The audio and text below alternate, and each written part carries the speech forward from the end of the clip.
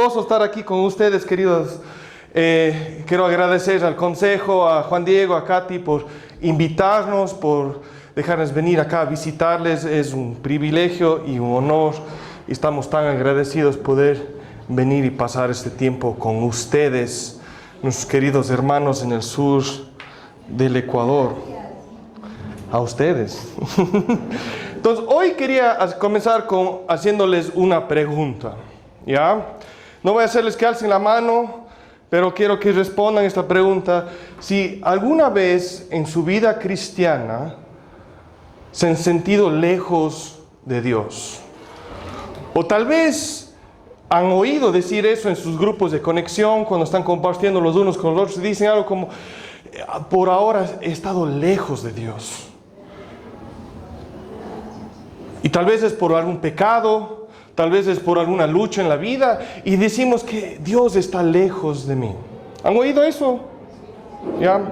Por lo menos alguien lo ha dicho, tal vez nosotros mismos lo hemos dicho, ¿no es cierto?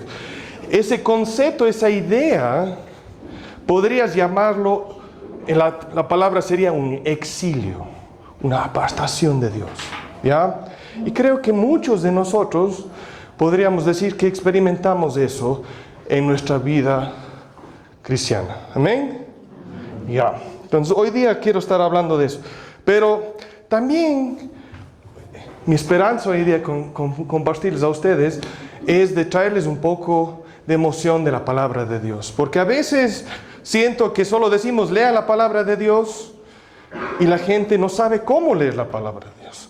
O no sabe qué tipo de literatura es la palabra de Dios. Entonces cogen y tratan de leerlo como un libro, de una novela, y dicen, no, esto no funciona como una novela, porque ves la historia de Josué y todas las aventuras, pero de repente solo termina y dices, ¿y cómo terminó la historia? No es como las cuentas de hadas que vivieron feliz para siempre. No dice, solo Génesis 50 termina y...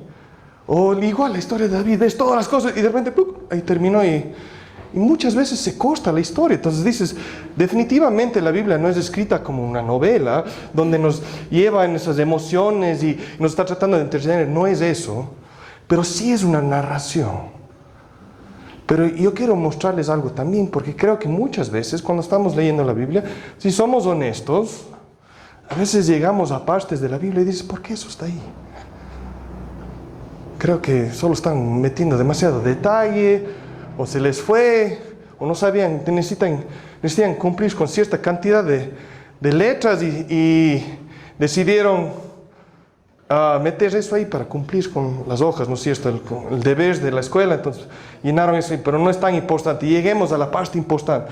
Pero yo quiero mostrarles hoy en día, con ustedes, de que cada parte de la Biblia es la palabra de Dios y tiene las riquezas y la profundidad de la palabra de Dios. ¿Amén? Entonces, Matías, si me puedes ayudar con los slides. Entonces, hoy día quiero hablar con Dios, con nosotros, es el tema. Pero vamos al siguiente. Quiero leer con ustedes este versículo en la Biblia. Estamos en Marcos 11, del 1 al 11. No vamos a leer todo, solo quiero leer los primeros versículos. Pero normalmente estos capítulos es frecuentemente predicado en las iglesias, especialmente en el Domingo de Ramos, que es el domingo justo antes del día de resurrección, que fue hace 3-4 semanas, que recién pasamos Semana Santa. Y es la entrada triunfal de Cristo. Entonces leamos juntos la palabra de Dios. Dice, cuando se acercaban a Jerusalén, por Betfag y Betania, cerca del monte del Olivo, Jesús envió a 2 de sus discípulos. Y cuando entraba, saltándonos al 9, decían, Hosana, bendito el que viene en el nombre del Señor. Bendito el reino de nuestro Padre David que viene. Hosana en las alturas. Jesús entró a Jerusalén y fue al templo. Obviamente quité un poco de detalles, encontraron un burro, le pusieron un burro. Pero, ¿cuál era mi punto y por qué quería comenzar leyendo estos 2 versículos para ustedes? Es porque tal vez estás diciendo, ¿por qué dice toda esa información? ¿De qué nos sirve? Yo quiero mostrarles algo de cómo Dios está revelando algo. Y cuando podemos ir creciendo en conocimiento de la Biblia, cómo puede revelarnos unas riquezas profundas. ¿Están listos para ir a un estudio conmigo de la Biblia? Ya. Bueno, antes de eso, como dije, estábamos hablando de cuando nos sentimos lejos de Dios, ¿no es cierto? Y usé esa palabra de exilio. La primera cosa que quiero enseñarles es que en todas las escrituras hay unas cosas que son como temas en las escrituras, son cosas que se repiten. Porque, para explicarles un poco, nuestro pensamiento occidental es cómo pensamos nosotros en el tiempo. Cuando ven una película y viajan en el tiempo, como siempre lo muestran, es una línea, ¿no es cierto? Y en las películas de ficción, si regresas en el tiempo y estornudas o haces algo, se fractura el tiempo y creas otro universo y se multiplica, ¿no es cierto? Pero así es como pensamos nosotros en el tiempo, es una línea, ¿no es cierto? Si pensamos en el tiempo, pensamos en nuestro pasado, es toda una línea. Y sé que todos van a decir, sí, todo el mundo piensa así. Pero no, los judíos o los hebreos, ellos no piensan en el tiempo así. Ellos, como pensaban en el tiempo, es más como, podrías decir, como una cimbra de un carro, como un resorte que se da las vueltas. Por eso dice, no hay nada abajo no el sol. Entonces, en su pensamiento es que ellos pensaban que pasaba un tiempo y las cosas se iban repitiendo. Íbamos avanzando, pero a cada rato se repetían las cosas. Y por eso, en sus pensamientos, cuando están trabajando con Dios, es la palabra de Dios, es toda verdad, pero a veces la gente se olvida que también Dios trabajó con humanos. Entonces, en esa cultura, puedes ver que las escrituras se repiten las historias. Y se repiten una y otra vez. ¿Y por qué? Otra vez, creo que es una excelente manera de aprender. Porque cuando leo la primera vez la historia, tal vez voy a notar unas cosas, y después cuando leo una tercera vez la historia, noto otras cosas, y es una forma de repetición para que podamos entender las riquezas que Dios quiere enseñarnos. ¿Ya? Entonces la Biblia está lleno de esto. Si ustedes quieren hacer un estudio, pueden buscar ciertos temas y pueden buscar dónde se repiten las historias y van a ver una y otra vez cómo se repiten las historias. El que vamos a examinar hoy día es el del exilio. Esta historia se repite full veces a través de todas las escrituras, ¿ya? Voy a darles 3 ejemplos, pero podría darles 10, ¿ya? Pero por cuestiones de tiempo solo me dijo que tengo 45 minutos, no 3 horas para darles la lección hoy día, ¿ya? Entonces, vamos a hablar de el exilio, que otra vez es echar fuera, es una separación. Las cosas que yo quiero que estén prestando atención cuando estamos leyendo las escrituras son 3 cosas. 4 cosas, perdón. Normalmente comienza con un pecado. Entonces alguien peca, después en esa confrontación Dios le castiga a la persona que peca, maldice la tierra, y después es echado fuera la persona. Esas son las 4 cosas que generalmente se repiten. Otra vez, vamos a ver en las historias cómo hay unos cambios pequeños aquí y acá, pero esas 4 cosas se van a repetir. Si nos acordamos, alguien peca, es castigado por Dios cuando es confrontado porque no se arrepiente, la tierra es maldecida y son echados fuera. ¿Ya? Entonces vamos al primero. Es en Génesis. Como sabemos, si podemos cambiar al siguiente, Matías. En Génesis, sabemos la historia. Dios creó, todo era bueno, todo estaba bonito. Dios nos dio autoridad y dominio sobre la tierra. Nos dijo que Adán y Eva tengan poder y ellos manejen toda la tierra, ¿no es cierto? ¿Y qué hicimos nosotros? En vez de dominar a la tierra, dejamos que la tierra o la creación nos domine a nosotros. Y cayeron bajo la mentira de Satanás, desobedecieron a Dios, cayeron en pecado, huyeron de Dios, se escondieron porque tenían miedo. Dios les fue a buscar y dijo, hey, ¿dónde están? Dijeron, tuvimos miedo. ¿Por qué? Porque estábamos desnudos. Y Dios dice, ¿quién les dijo eso? Y ahí se enteran que desobedecieron a Dios. Y podemos ver ahí la primera vez la inmadurez del hombre, ¿no es cierto? ¿Qué hizo primerito? Dijo, sí, perdóname Dios. Como un hombre de 15 años ya dijo, era mi culpa de mi esposa. Fue ella, la mujer que me diste, es tu culpa. Dios, ¿para qué me das esa mujer? Y después la esposa igual, no, fue la serpiente. Y se comienzan a echar la culpa en vez de tomar responsabilidad y arrepentirse. Y ahí es cuando Dios les confronta, dice, mal hecho, han pecado, y ahora viene este castigo. Entonces a Eva le dice, en gran manera multiplicaré tu dolor en el parto, con dolor darás a luz a tus hijos, con todo tu deseo será para tu marido y él tendrá dominio sobre ti. Entonces Eva, por pecar, recibe un castigo de Dios. Va a multiplicarse el dolor del parto. Y ahora va a tener deseo hacia su esposo. Les puedo decir algo, un tangente pequeño. En todos mis años de experiencia, ¿sabes cuál es una de las quejas más grandes de las esposas? Es que él no me ama.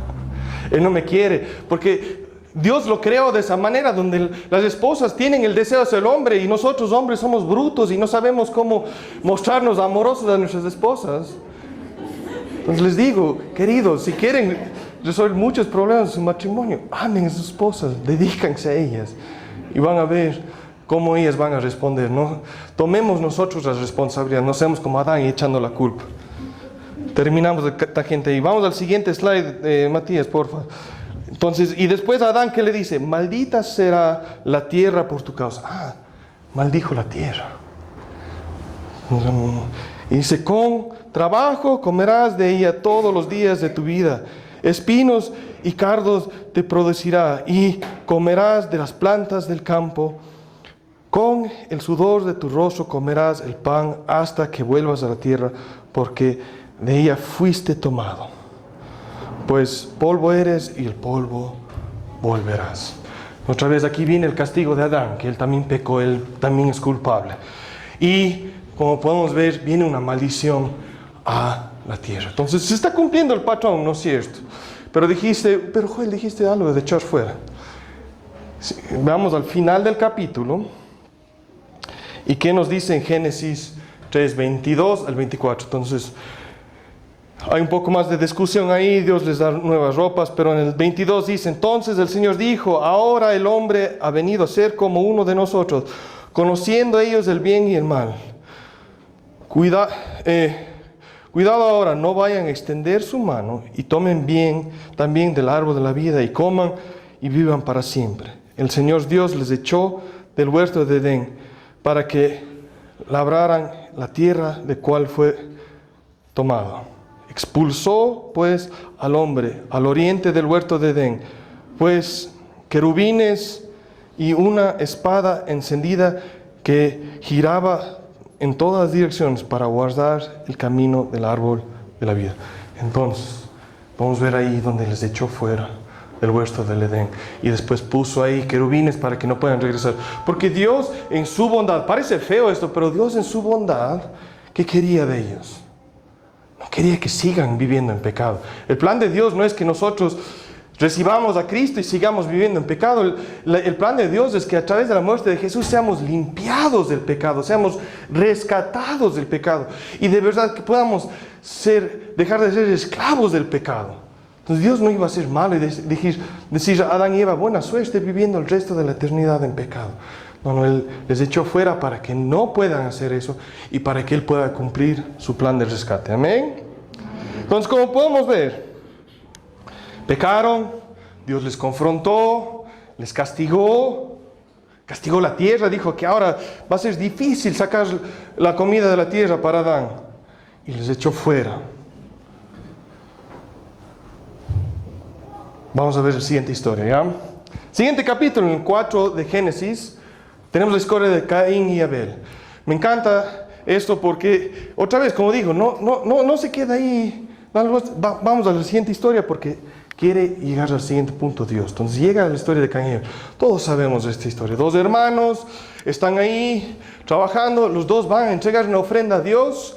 El uno es recibido, el otro no.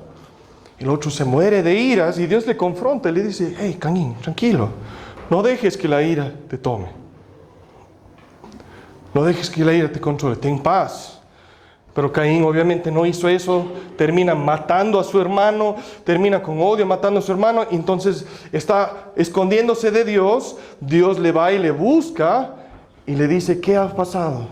Y le confronta. Entonces hay esa confrontación de Dios y desde el 4 al 16, en Génesis dice, ahora pues, maldito eres de la tierra que ha abierto su boca para recibir de tu mano la sangre de tu hermano.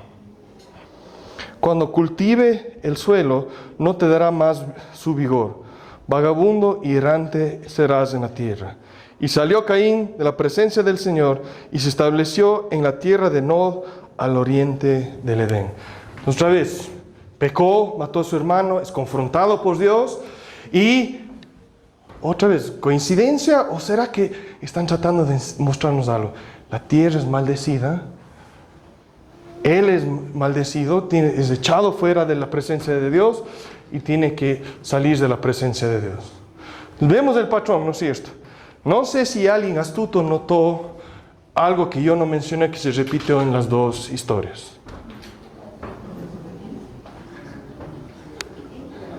Algo que no mencioné, ¿alguien notó algo? Una dirección, había una dirección ahí hacia el oriente. Interesante, otra vez, cuando las cosas se repiten en la Biblia es porque Dios dice, presta atención.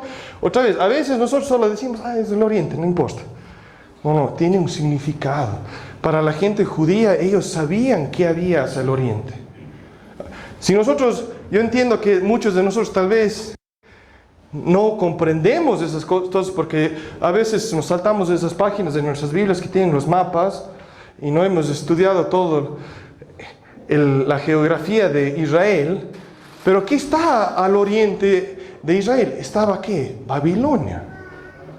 Entonces ellos cuando leen esta historia, acuérdense que ellos están leyendo en un contexto donde ellos eran prisioneros y exilios de la presencia de Dios. ¿Por cuántos años? Si no estoy mal, era como 600 años. ¿700? ¿70 años nomás? Perdón, voy a confirmar eso para la segunda reunión y ahí me sale bien.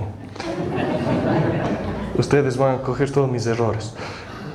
Pero entonces ellos sabían que Babilonia es el oriente. Entonces, para la persona judía, el oriente en su mente es conectado con exilio. Y les voy a mostrar eso. Vamos al siguiente slide en Génesis 11. Es la historia de Babel. Tal vez muchos no hemos leído esa historia desde que estábamos en Kids y hicimos la torre de papel para demostrar que debe haber la torre. Pero ¿sabían que este es el comienzo del imperio de Babilonia?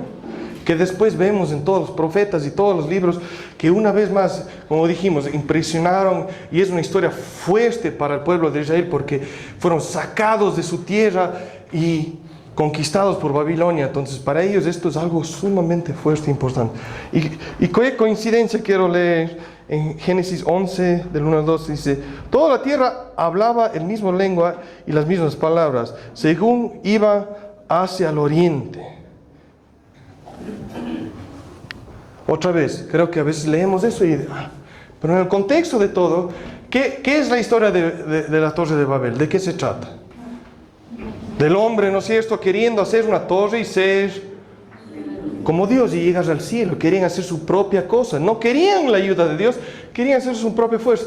Qué coincidencia que dice que según iban hacia el oriente, porque según iban fuera de la presencia de Dios. Eso es lo que nos está diciendo esa frase ahí. Porque viendo el contexto de las otras veces, cuando eran echados fuera de la presencia de Dios, fueron echados hacia el oriente. Entonces dice, según iban hacia el oriente, entonces estas personas están yendo fuera de la presencia de Dios porque quieren confiar en su propio poder, quieren confiar en sus propias fuerzas y quieren ser ellos como Dios. Entonces no es una coincidencia que está diciendo eso las Escrituras, ¿ok? Y otra vez, por cuestiones de tiempo, si ustedes quieren estudiarlo, pueden ver la historia de Jacob. Cuando él peca, tiene que huir y tiene que huir hacia el oriente y escapar de su padre porque le mintió. Puedes ver la historia de Babilonia, todas las historias cuando ellos estaban en exilio ahí. Y de hecho, sabían que todo el libro de Jonás, uno de los temas del libro de Jonás es exilio. Casi nadie cuenta eso, pero puedes ver versículos donde se repiten uno tras otro, hablando del contexto de Caín y Abel, de Adán y Eva, y están diciendo las mismas palabras en hebreo. Cuando Caín dice, ¿por qué eres así? Jonás repite las mismas palabras cuando dice a Dios.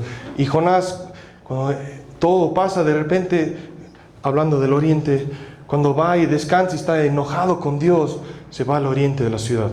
Otra vez, todas estas cosas están repitiendo porque Jonás está repitiendo esa historia de Israel, de exilio, de salir fuera de la presencia de Dios, porque él no quería obedecer a Dios, quería huir de la presencia de Dios. Otra vez, por cuestiones de tiempo, no vamos a meternos en eso, pero ahora, la parte que no les conté, ¿no es cierto? Ellos ven la historia como un resorte, la historia que se va repitiendo y una vez otra se repite, ¿no es cierto? Pero ¿dónde es la parte donde cambia? Es con Jesús. Porque podemos ver que David, uno tras del hombre, uno con el corazón hacia Dios, ¿qué hizo? Cayó en pecado y falló. Moisés, el profeta que iba a rescatar al pueblo de Israel, ¿qué pasó? Falló y pecó. Josué, el que iba a rescatar a todo el mundo, dándoles de comer, ¿qué pasó? Cayó y pecó. Vemos una y otra vez las historias de las personas en el Antiguo Testamento que están ahí, el gran héroe, y coincidencia, las escrituras nos muestran que fallaron, pecaron y no fueron el Mesías. Pero cuando llega el Mesías, de repente, cuando estás viendo esos temas que están repitiendo, llegas a Jesús y todo se da la vuelta y cambia. ¿Ok? Voy a leerles una vez más Marcos 11 para hacerles de acuerdo. Entonces, dice: cuando se acercaban a Jerusalén por Betfag y Betanía, cerca del monte de Olivos, Jesús envió a 2 de sus discípulos. Pues dice, saltando a mitad del 9, Hosana, bendito que viene en el nombre del Señor, bendito el reino de nuestro Padre David que viene, Hosana en las alturas. Y Jesús entró a Jerusalén y fue al templo. ¿Por qué les digo que este versículo es importante y vamos a ver las riquezas? Ustedes ven Betfag, Betanía y Monte de Olivos y dicen, ya, qué lindo. Porque nosotros no somos de esa parte de la tierra, no sabemos dónde están esas cosas. Pero les puedo decir, para un judío que vivía en Jerusalén, ellos sabían dónde eran esos pueblos. Es como decirle a uno de ustedes, ¿dónde queda Vilcabamba? Yo como cuencano pensé que quedaba 20 minutos, ha sido como casi 45 minutos, una hora. Yo pensé que era más cerca, entonces obviamente yo no conozco tan bien la tierra de aquí como ustedes. Si ustedes me dicen, vamos a topar en el mall, yo voy a decir, mándame las direcciones, porque no tengo idea de dónde está el mall, aunque esté a unas cuadras de aquí. Porque ustedes conocen la tierra de Loja, yo no. Para la gente judía, ellos conocen. Otra vez, acordámonos, Marcos fue escrito en los tiempos de Jesús, al pueblo de Jesús. Fue escrito para los judíos. Nosotros también lo estamos recibiendo, pero él no está tratando de explicarles, por si acaso, esas partes de la ciudad están al oriente de la ciudad. Pero si abren sus mapas al final de su Biblia, les voy a decir que están al oriente de la ciudad. ¿Será una coincidencia? No creo. ¿Por qué? Porque Jesús está cumpliendo una profecía sobre él en esta cosa. Entrando mismo a la ciudad, en su entrada triunfal, está cumpliendo una profecía. Vamos a Ezequiel 43. Cambiamos ahí. Comenzando en el versículo 1 hasta el 5, dice: entonces el hombre me llevó a la puerta que da hacia el oriente, y vi que la gloria de Dios de Israel venía de la parte del oriente. La gloria del Señor entró al templo por el camino de la puerta que da hacia el oriente. Y entonces el Espíritu me levantó y me llevó al atrio interior, y la gloria del Señor llenó el templo. Regresemos al anterior en Marcos. Entonces, fue profetizado que la gloria del Señor, la presencia del Señor, Jesús mismo iba a entrar ¿por dónde?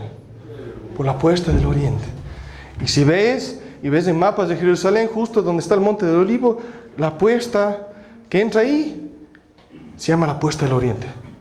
Entonces, más que seguro, viendo con toda esta información, entró por la puerta del oriente de la ciudad. A menos que se quiso dar la vuelta de gana a Jesús, que no tiene sentido. Y otra vez, viendo la profecía, vemos que entró por la puerta del oriente. Y vimos en Ezequiel que fue a la puerta del oriente, y después ¿a dónde fue? La presencia del Señor. A los atrios interiores del templo, ¿no es cierto? Y vemos que Jesús entró a la puerta, y después ¿a dónde se fue? Primera cosa que fue, al templo. ¿Será coincidencia o será que Dios está tratando de mostrarnos algo? Por la pregunta que yo les hago, si todas las personas que pecaron fueron castigados, la tierra fue maldecida por su nombre, fueron echados fuera de la presencia de Dios y fueron ¿hacia dónde? Hacia el oriente. Pero Jesús, ¿qué está haciendo? Él está viniendo del oriente. ¿Y qué está trayendo con él? La presencia de Dios. Porque ¿qué nos está tratando de decir aquí Jesús? Este es el punto que quería llegar. Llegamos y dimos toda esa vuelta para llegar a este punto. ¿Han leído el Evangelio de Mateo? A mí me encanta, es uno de mis favoritos. Otra vez, quiero decirles, ¿por qué hay 4 evangelios? Porque cada uno tiene un enfoque un poco diferente en la historia de Jesús. La historia de Mateo, ¿sabes cuál es? Es Dios con nosotros. Todos los otros evangelios le llaman el Mesías, le llaman Jesús, pero ¿cómo le llama Mateo a Jesús cuando nace?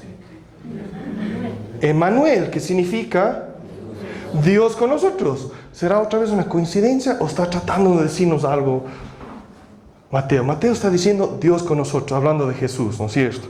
Y llegamos a la historia de Jesús y vemos toda la historia. Y llegamos al final, Mateo 27, y no cambies aún, déjale ahí, no quiero mostrarles aún, pero quiero hacerles la pregunta. Jesús está en la cruz, vivió la vida perfecta. Él entró por la puerta del oriente, trayendo la presencia de Dios. Él fue el único que no pecó, para tomar nuestro lugar en la cruz, ser el pecado mismo por nosotros. Amén. Ahora la pregunta les hago.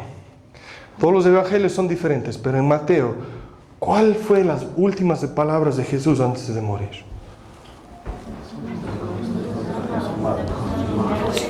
¿Consumado es? No, eso creo que termina en Lucas, porque es otro punto el de Lucas. Pero acuérdense, es Dios con nosotros. Entonces, ¿cuál creen que fue la última palabra de Jesús? Pensando en ese contexto. Yo estaré con ustedes. Eso no dijo eso en la cruz, dice eso más tarde. Y dice eso Mateo. Pero en la cruz, antes de morir, ¿sabes qué dijo? Pongamos el versículo ahí, Matías. Sáltame 2 slides para adelante. No dice consumados. No, el siguiente. Alrededor de la hora novena, Jesús clamó con gran voz diciendo: Elí, Elí, lema sabachthani. Esto es: Dios mío, ¿por qué me has abandonado? ¿Qué está queriendo decir Jesús aquí? Jesús, que es Dios, que en la Trinidad hay una unidad perfecta. Él nunca ha estado separado de la presencia de Dios. Él siempre ha estado con Él. Juntos para siempre. Él viendo la porquería de pecado que nosotros teníamos. Él viendo la traición que nosotros hicimos. Él viendo cómo nosotros clavamos a su Hijo en la cruz. Él tomó nuestro lugar. Y Él se separó de Dios, Padre. ¿Por qué? Para que nosotros nunca tengamos que estar separados de Dios. Él tomó nuestro lugar. Él se exilió a sí mismo para que nosotros como cristianos nunca tengamos que ser exiliados. Nunca tengamos que estar fuera de la presencia de Dios. Yo les hago una pregunta. ¿Jesús es un mentiroso? La gran comisión que sigue en Mateo 28, que dice: y de hacer discípulos de todas las naciones, bautizándolos en el nombre del Padre, el Hijo y el Espíritu Santo, enseñándoles todos los mandamientos que yo les he dado. Esa es la gran comisión, ¿no es cierto? Y siempre nos olvidamos la última parte. Y yo estaré con ustedes hasta el fin de los tiempos. Entonces la pregunta es: ¿Jesús es mentiroso? Entonces, ¿cómo es que hoy en día usamos palabras como Dios está lejos de mí? ¿Cómo es que hoy en día, cuando estamos luchando con el pecado, pensamos que Dios nos ha dado su espalda? Porque otra vez les pregunto, ¿Jesús es un mentiroso? ¿Qué nos prometió al final de Mateo? Yo estaré con ustedes mientras se portan bien. Yo estaré con ustedes mientras lleguen pronto a la iglesia el domingo. No, dijo: yo estaré con ustedes hasta el fin de los tiempos. Y si no me creen, vamos al siguiente. En Romanos 3:38. Me encanta este versículo, es tan poderoso. Pablo aquí nos da el puro evangelio de Jesús, de cómo Él tanto nos ama. Dice, porque estoy convencido que ni la muerte, ni la vida, ni ángeles, ni principados, ni lo presente, ni lo porvenir, ni los poderes, ni lo alto, ni lo profundo, ni ninguna otra cosa creada nos podrá separar del amor de Dios, que es en Cristo Jesús, nuestro Salvador. Amén. Nada. Si tú has dado tu vida a Cristo, si tú eres un cristiano, un seguidor de Cristo, tú no puedes ser separado de Él. Él no puede estar lejos de ti. En Marcos, ¿qué nos dijo? Que entró por la puerta del oriente, ¿y a dónde fue? Fue al templo. ¿Y llenó el templo de qué? La presencia de Dios, la gloria de Dios, nos dice en Ezequiel, ¿no es cierto? Ya. Este versículo siempre lo sacamos fuera de contexto, lo usamos para decir a los jóvenes que no se tatúen, para que no se porten mal. Pero está en 1 Corintios 3:16, dice, ¿no saben que ustedes son el templo de Dios y que el Espíritu de Dios habita en ustedes? El punto de eso es que está diciendo que Dios está con nosotros. El punto de ese versículo es para decirnos que Dios mora en nosotros y que no nos metamos con el mundo. Pero para mí la parte importante que nos está diciendo que Dios vive en nosotros mismos. Dios es parte de nosotros. Y debemos entender eso, querida familia. Cuando alguien nos dice, Dios está lejos de mí, debemos reprenderles. Eso no es correcto. Eso no es un pensamiento que Dios quiere que tengamos.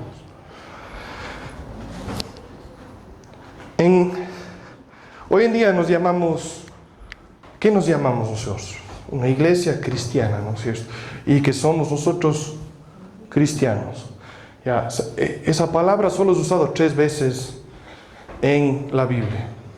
Y 2 veces como insulto. Les ay, esos cristianitos. Y yo sé que no va a cambiar el concepto de eso. Ya está cementado en la cultura. Y está bien, no es malo llamarnos cristianos. Pero, ¿sabes cómo la Escritura nos llama a nosotros, tanto Jesús como Pablo? Él no usa la palabra cristianos. Él dice, ustedes están en Cristo. ¿Por qué? Porque está queriendo mostrarnos algo, Pablo, importante. Que no solo vemos que Cristo vive en nosotros, pero nosotros estamos en Cristo también. Entonces, pensemos, no sé cómo se llaman esos muñecos rusos, ¿han visto? Donde abres uno y otro más pequeño y otro. Esa es nuestra vida en Cristo. Está Cristo ahí y nosotros estamos dentro de Él, cubiertos por Él, con Él. Él es nuestras nuevas vestimentas que nos presentamos ante el Señor. Él es nuestra gloria. Todo lo bueno de nosotros viene de Él y nosotros estamos en Él. Entonces tenemos bondad gracias a Él. Pero no solo eso, porque nuestro interior también queremos cambiar. No queremos ser sepulcros blancos, no queremos solo ser bonitos por afuera, pero queremos transformar nuestros interiores. Entonces, ¿dónde viene Jesús a estar? En nuestro corazón, para cambiar y renovar nuestra vida. Nosotros a veces pensémoslo, tiene sentido decir, porque yo caí en pecado, porque yo fallé, porque yo me he estado portando mal, que Jesús esté lejos de mí. ¿Tú puedes estar lejos de ti mismo? Y no estoy diciendo que Jesús es ti mismo, pero el punto es, Él está en ti y está alrededor de ti. Es como decir que yo estoy lejos de mi mano. No puedo decir eso. Él se ha vuelto parte de nosotros. ¿Qué es uno de los nombres que llama a la iglesia? Es el cuerpo de Cristo. Somos nosotros el cuerpo de Cristo. Entonces puede estar separado el cuerpo de algo más. Entonces, entendamos, yo entiendo lo que estamos queriendo decir. Tal vez estamos diciendo que yo, en mi pecado, en mi rebeldía, yo estoy ignorando a Jesús. Y debemos arrepentirnos de eso si estamos pasando por eso. Eso podemos hacer. Pero no llevemos al otro extremo y echemos la culpa a Dios como Adán echó la culpa a su esposa diciendo que Dios me ha abandonado. Él no es mentiroso. Él es fiel para estar con nosotros.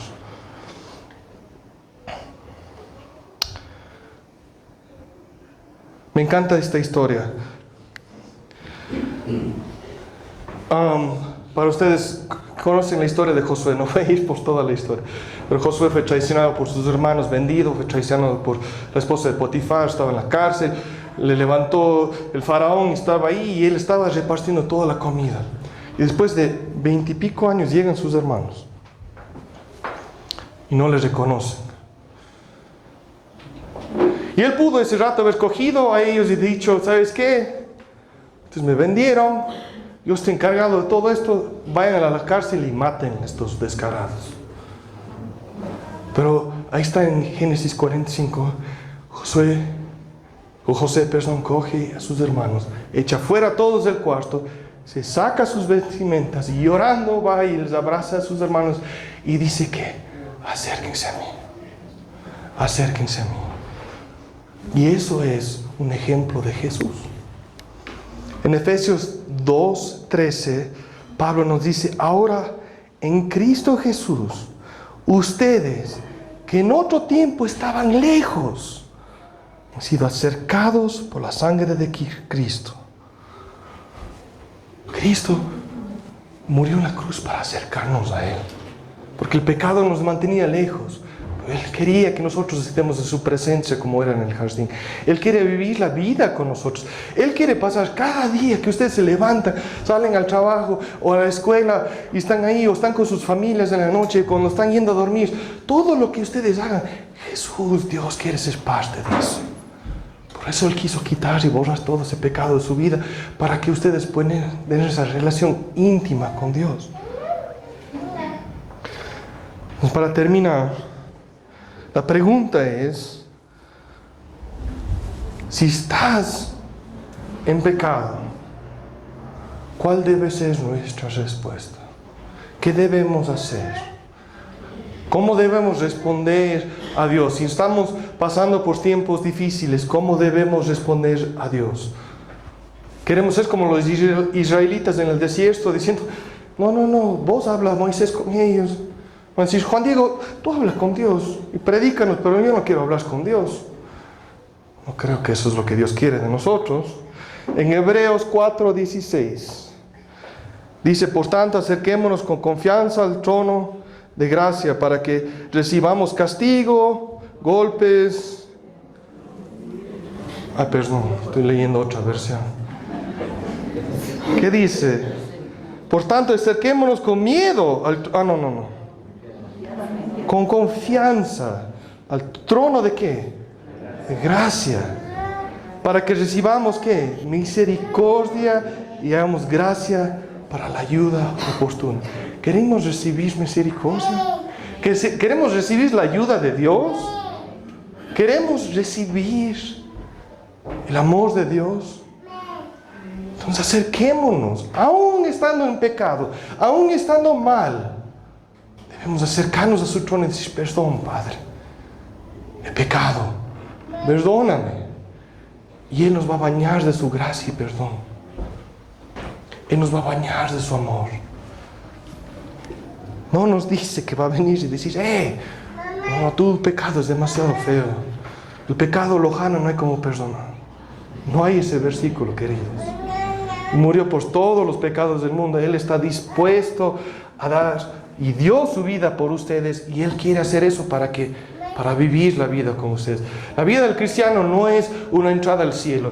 No damos nuestra vida a Cristo para decir, está tu boleto, haz lo que te da la gana y cuando venga el tiempo vas a entrar al cielo. Ese no es el punto del Evangelio. El punto del Evangelio es para que nosotros podamos vivir con Cristo y Él en nosotros y pasar ese tiempo juntos. Entonces,